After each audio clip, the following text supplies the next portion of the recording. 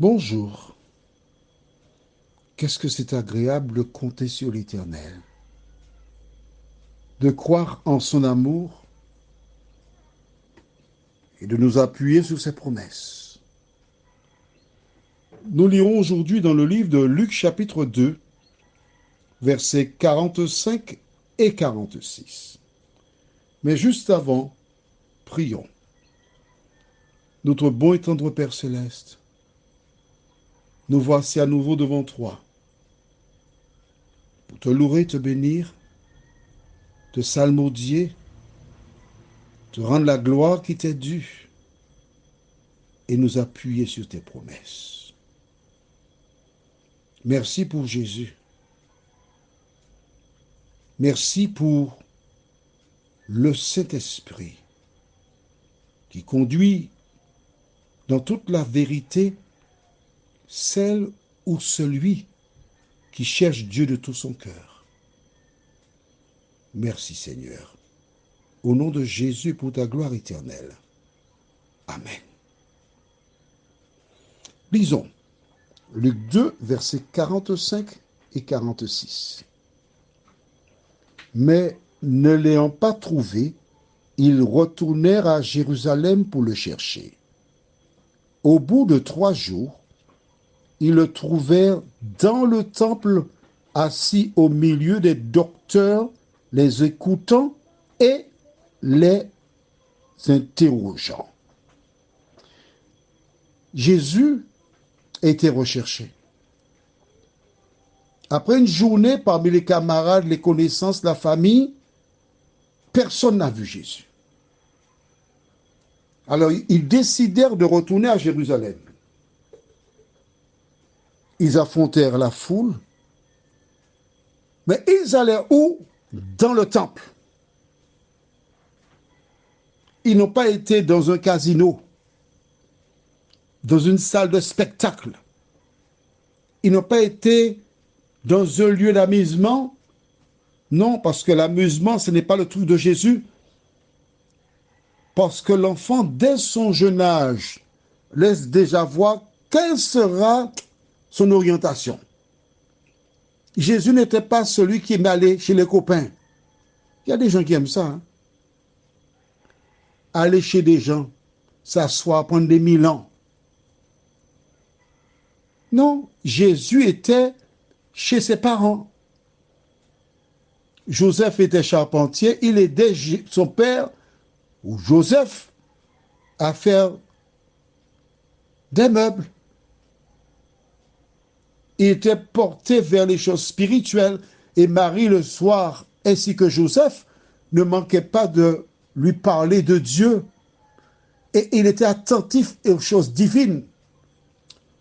Aux Antilles, nous avons un proverbe qui dit c'est la manière que tu as fait ton lit que tu dors.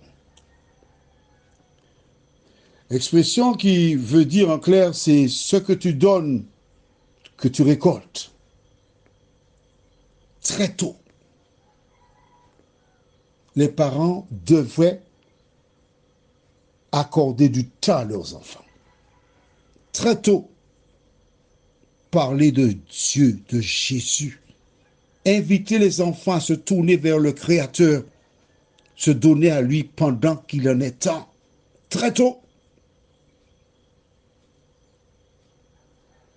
Et c'est ce que firent Marie et Joseph. Parce qu'ils savaient que cet enfant qui leur avait été confié devait recevoir une éducation équilibrée. L'éducation équilibrée, ce n'est pas se donner simplement Jésus, Jésus, Jésus, Jésus toute la journée. C'est pas ça, non? Du tout. Il faut donner du Jésus, mais il faut aussi trouver du temps pour faire d'autres activités, tenir la maison, le ménage, un peu d'agriculture ne fait pas de mal, diversifier les activités. C'est pourquoi en descendant à Jérusalem, ils n'ont pas perdu de temps. Ils ont été directement dans le temple. Il est intéressant de voir comment ses parents furent guidés, pas seulement par le Saint-Esprit, par Dieu, mais parce qu'ils connaissaient Jésus. Quand on connaît Jésus, on sait où le trouver. La question que je te pose, toi qui m'écoutes ce matin, sais-tu où trouver Jésus?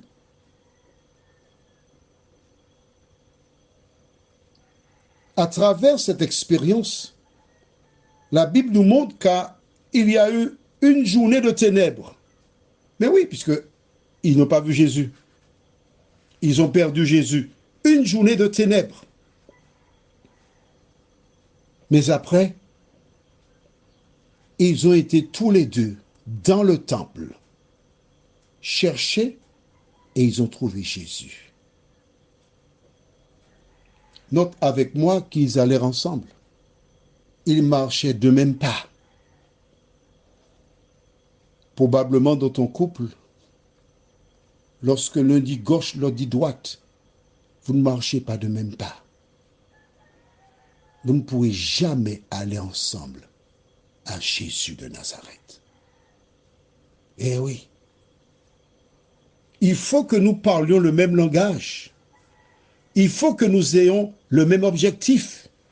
Il faut que nous regardions dans la même direction. Marie et Joseph n'ont pas dit, bon, on va se séparer, je vais vers le marché, toi tu iras vers la place célèbre. Non, ils sont restés ensemble, se sont dirigés vers le temple. Et là, ils ont trouvé la solution. Quel que soit le problème que tu rencontres, je t'invite à te tourner vers l'Éternel. Je t'invite à faire comme Marie et Joseph. Qu'ont-ils fait? Eh bien, ils ont été au temple. Pourquoi ont-ils été au temple? Le sais-tu? Je te laisse 5 secondes. C'est parti. 5 secondes. Tu cherches 1, 2, 3, 4, 5. Alors, donne-moi tes réponses. Non, la réponse, pas tes réponses, la réponse. Dis-moi.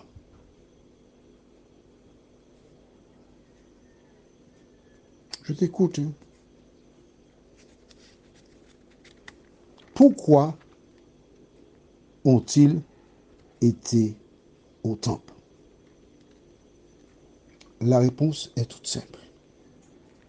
Ces personnes connaissaient les Écritures. Eh oui, on revient toujours au point de départ, la connaissance de l'Écriture. Pourquoi? Rapidement, on va dans le livre de 1 Roi chapitre 8. 1 Roi chapitre 8. Tu peux inscrire donc la référence dans ton cahier. Et tu peux lire à partir du verset 22 jusqu'au verset 53.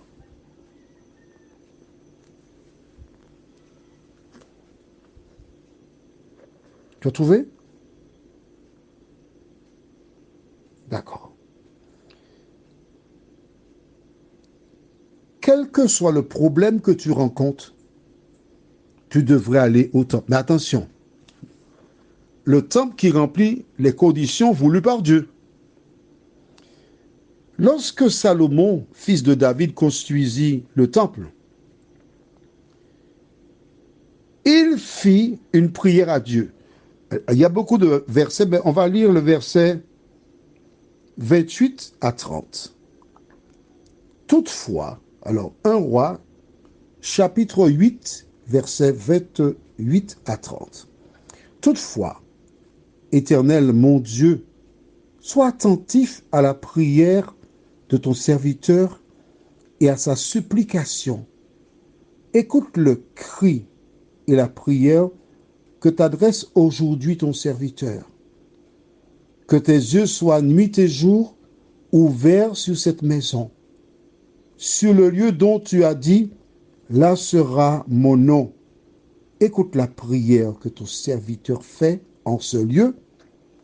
Daigne exaucer la supplication de ton serviteur et de ton peuple d'Israël. Lorsqu'ils prieront en ce lieu, exauce du lieu de ta demeure des cieux, exauce et pardonne. Quand tu liras les versets, tu découvriras qu'il y a plusieurs circonstances. Le chapitre 8, nous allons lire versets 2 et 3. Pardon, verset 9, chapitre 9.